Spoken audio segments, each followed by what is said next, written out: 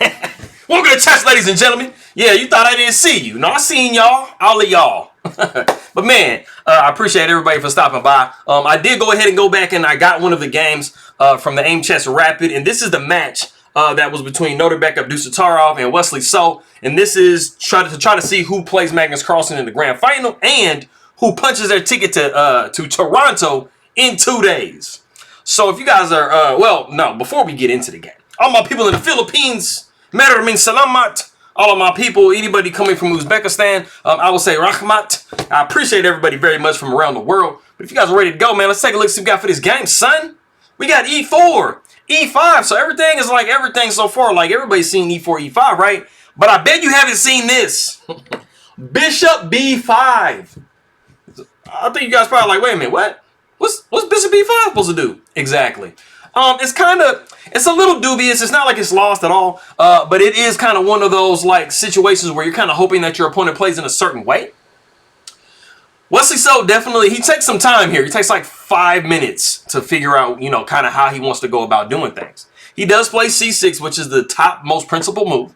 Bishop goes back to A4. And really what Nodirbek is really kind of hoping for when you're kind of playing something slightly off, you're trying to throw your opponent and make them kind of make some mistakes. You're trying to maybe see like a B5, and then the bishop would redirect to B3, and then you would want to see one of the other normally principled moves, you know, thematic pawn pushes D5, but you would be seeing knight to F3, and this is really kind of what you want if you're white. You see that all black has really kind of done is push pawns and chase this bishop. You have this knight developed. I mean, you definitely don't want to take here because the knight will take E5, and you have some very, very real threats. So this is kind of what you would like to achieve. Wesley So's like, bro, I'm not doing none of that, dog. Like, we're not playing that way.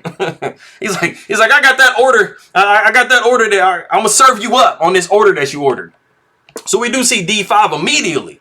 He's like, bro, you know what? I'm gonna go ahead and I'm gonna put my queen in the center of the board. Like, what you about to do about it, homie?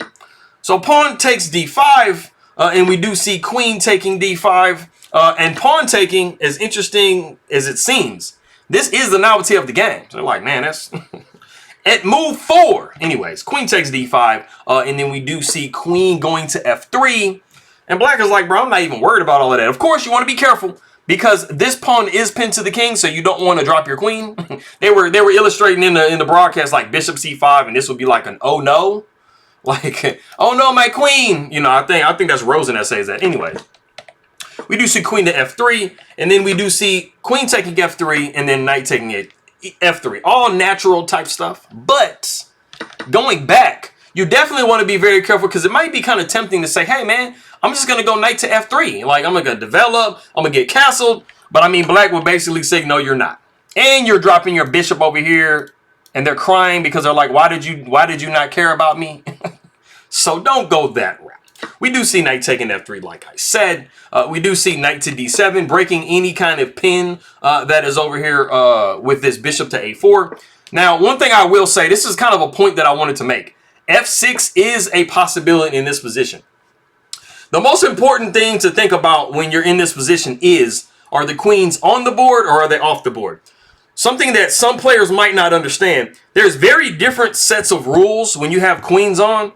And then there's another set of rules when you have queens off. You can generally get away with a little bit more things when the queens are off that you can't when they're on. Also, it depends on where you castle. So there's a lot of different factors to consider, you know, when you're making your decisions in your game. But we do see knight to D7, like I said. Castles by white. We got the move E4, which is not a problem because we got rook to E1 and we're just pinning it and winning it. We do see bishop to E3. And we actually see the move knight to D4. Now, yes, bishop E7 was unpinning, but you were kind of setting like a little trap, seeing if white can fall into it. Rook takes E4. It's definitely not lost at all, but it does allow this move knight to C5. And you're a little bit sad because you're going to have to give up something maybe. You're just going to pretty much have to move your rook around. If you want to try to survive this situation, you'd have to be playing this way. Rook to F4, probably knight to E6, rook to F5. You see that you're putting your rook on really, really strange squares.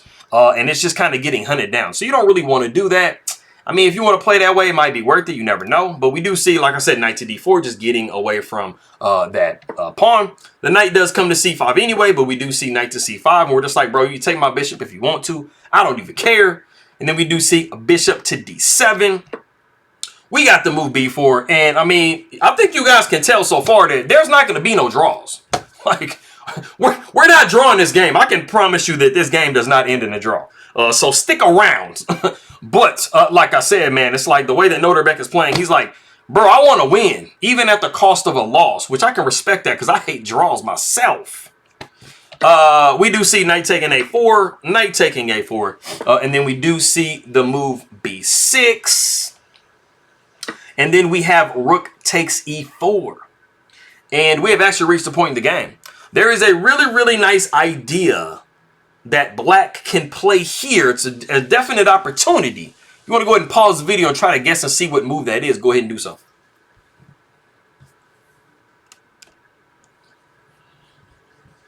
Yeah, that's good. All right, cool. So some of you may or may not have noticed that this knight is not really living his best life. I mean, even if you didn't really think of anything else, your eyes should be kind of looking like at this knight on a4. Like, what is it doing over there? Like, it's not doing the best, right? But you actually have the ability to kind of exploit the position of both of these knights right now if you do guess the move c5. c5 is actually very inconvenient for white. You really kind of have to go into this knight sacrifice, but you are going to be getting some material back. So just showing you what that looks like. Knight would take c5, pawn would take c5, pawn would take c5, and then rook goes to c8. And if you notice, black has 4 pawns and you have 7. So you have gotten full compensation for the piece. But yes, black is going to most likely be corralling this pawn.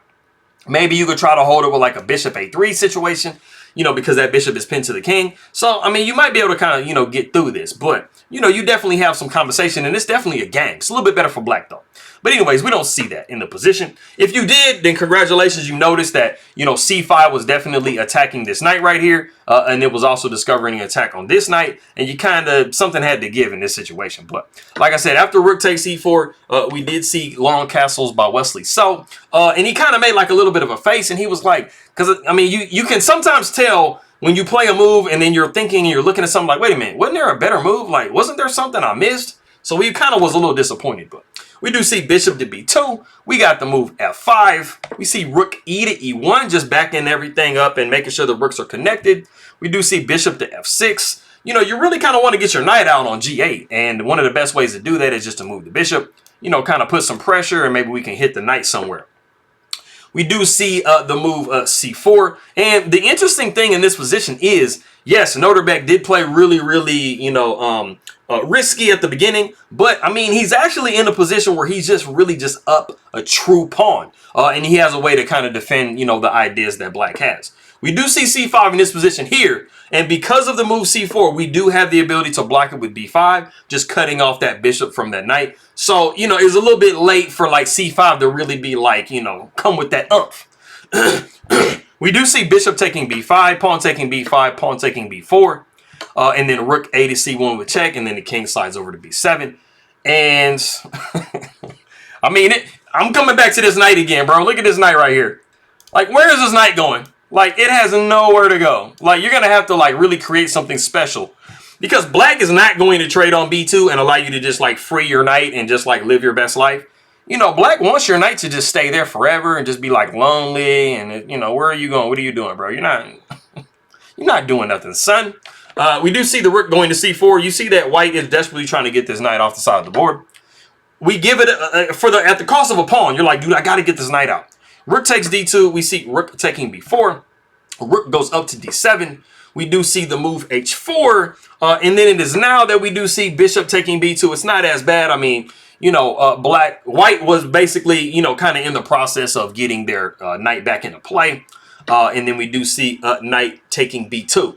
And the interesting thing about the position is it's really kind of like a game. It just looks like it came from a normal opening. Like, you know, you have the same amount of pawns for each side. And you're kind of just seeing, like, you know, maybe what you can do. You have to get this, like, look at black, though. I'll say this. It's even. But look at this. You literally, like, Wesley so hasn't used either one of those pieces all game. That's crazy to me. We do see knight to f6. Now we're developing. We do see knight to c4. Rook goes to e8. And the really interesting thing about the position that we have here, well, not the position, but the situation. Nodirbek is literally getting down to 1 or 2 seconds. Like, he's playing on pure increment. So he's playing hyper bullet and Wesley's playing regular bullet. Rook takes, knight takes. We do see knight down to e3. We got the move g6, just making sure everything is solid on our pawn structure. We got the move a4. Knight comes to c7, and then we do see king to h2. And we got a really sneaky move if you're black. Knight to e6. It's just like, hey, man, I know you're trying to improve your king and everything, but if you do this, I have this, and then it's a no. You really want to give up your rook for this pawn, bro. So you don't see Nodirbek get into that. He's like, bro, I see what you're trying to do, son. And I don't care about it. So we do see rook going over to c4. We got rook down to d2. Rook goes up to c6. And rook to c6 might not look like a whole lot, but there's definitely some threats and some ideas behind it. Wesley So does notice what Nodirbek is trying to do, and he goes knight to d8, you know, hitting that rook and, you know, getting the knight away from the attack. But if we play a different move, let's just say, hey, man, I want to improve my knight forward. Let's play knight to c5. You would need to start being careful because knight to c4, if you don't play correctly with this rook, can end up in a checkmate. You notice that the king is really starting to be cut off. If we could get knight to d6 in, this backs up the king to one of these two squares, and then rook to c8 would be checkmate. So we did not see that in the game. Like I said, we did see knight to d8, but it's these situations where you really kind of have to be careful when it seems like your king is getting a little bit suffocated, man. Make sure you know. So we do see rook over to f6. We got rook taking f2, rook up to f8. We do see rook over to d2, just defending the knight because it's not placed, you know, ideally. So we got to kind of, you know, protect it. The knight goes to c4. Rook goes up to d4. And this is actually kind of a nice move. It's not, okay, for Nodirbek, knight to c4 was actually not that great of a move because it does allow rook to d4. And the problem is, look at the lateral attacking of this rook. You're attacking this pawn with check. If this knight moves, you're attacking this pawn. And so it's kind of a situation where black is really getting a good initiative. We got knight up to e5. We do see that check. Rook takes h4 with check. And then we do see king up to g3. Rook goes over to e4. And this is actually a very interesting part in the game. We see a really big reaction by Nodirbek after he plays rook to h8. I think he pre-moved rook to h8. They were talking about it and they were like, nah, because it's just a blunder. It really just wastes a lot of time for Nodirbek. And like I said, I mean, he's playing off of like 1 or 2 seconds. So that, I mean, when you're playing off of that little increment, man, them things happen. So we do see rook taking e5 and then now rook taking d8. And you notice, like I said, it wastes tempi. You have the rook going over here and then the rook moves over and then we got it and then the rook moves over again. So it's like you could have really just done that all in one fell swoop. But now, you know, Nodirbek is actually considerably behind and he has just lost 2 pawns for no reason. Rook goes up to e7. We see king to f4 trying to get into the game. Rook goes to e4 with check. We got the king up to g5. Rook takes a4. And you see that, like I said, Wesley's starting to kind of mop up some pieces, homie. You don't want to go into a rook endgame down 3 entire pawns because it's automatically lost no matter what. Especially against Wesley So. We got king going over to h6. And even though it definitely is a move, rook to h4 is a move. It's a very severe computer move because you're just like literally, you know, you're just absolutely holding on to all of your, you know, all of your material. But Wesley So plays the very human move. Rook to g4, just saying, hey, bro, you know what? You can take my pawn if you want to. I'm up 3 entire pawns. So I'm going to make sure this pawn chain is in it to win it. I'm going to push a6, and I'm going to threaten the pass pawn here. And if you take, I'm going to take, and then bam. And then you just have too many threats all over the board, and the rook can't handle all of that, which is somewhat what we see. We do see rook down to d2. We're also attacking the g2 pawn. I forgot to mention that. We do see the a6. Pawn takes a6. King takes a6. King takes h7. So we literally pretty much transpose into what I said. We got b5. Rook goes to d6 with check. And then we see the move king to a5. And it is in this position that Nodirbek resigns the game. Like I said, I think pretty much every single person that's watching is going to be like, yeah, I can see how this is lost. You really just need to kind of count. Like you have these 2 pawns. These 2 pawns can easily overpower this 1 pawn and create a pass pawn. And you have this king with this pawn. And there really isn't anything you can do if you're white, to prevent all of those threats. You're going to have to sacrifice your rook at some point. And then you're going to be playing, you know, a rook and a king or a king and a queen versus a king. And I think you guys know how those end up. Those are pretty basic end games, checkmates. So that is that. All my people coming from the Philippines. I did have somebody that spoke Cebuano, and I reached into depths of my mind I'll say Maayong Butog. Let me see. Maraming salamat, higala. But yeah, I mean, yeah, I don't know a whole lot in Bisaya or Cebuano. That's pretty much all I know. Good morning, and like it's easy when you kind of know Tagalog somewhat. You can kind of understand a little bit, but at one point I did used to say all the good mornings. I don't really have a lot of time for that, now, because I don't want my videos to be like 5,000 hours long. But I very much appreciate everybody that's been watching, that's been subscribing, because things have actually been going really great right now. So, I mean, that helps me just pretty much stay at the house and make videos, man. So I really appreciate that. Maraming salamat the king makaibigan. Mabuting pagbati ingat lagi. And I will see everybody next time.